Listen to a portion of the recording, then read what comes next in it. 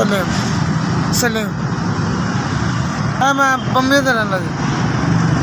मैं बहुत सारा बेचना जी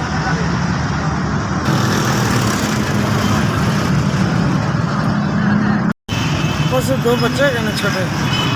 तो अल्लाह की ज़्यादा आसरा है मकान भी चलना किराया है और अल्लाह की ज़्यादा ही आसरा है एक पुत्र है मकान भी चलना किराया है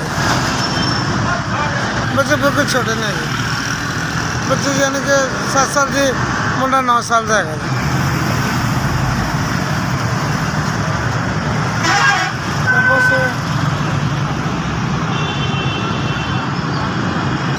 बस रानू 300-400 रुपये भाजम ने तरह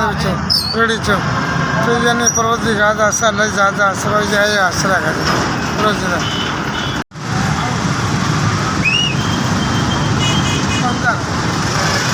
5,000 है तो बस अल्लाह नाना जिंदगी दे तंदुरुस्ती दे मदीने अल्लाह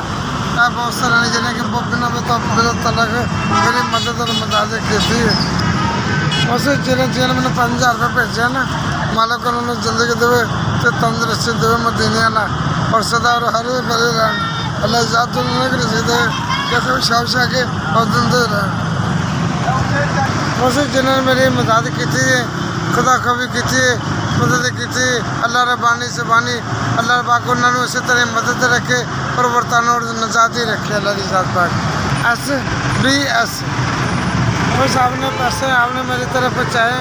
आपके बहुत शुक्र है बहुत सारी नुमाइश है कि अल्लाह ज़िंदगी दे आपको तंदुरुस्ती दे और आपने नुमाइश की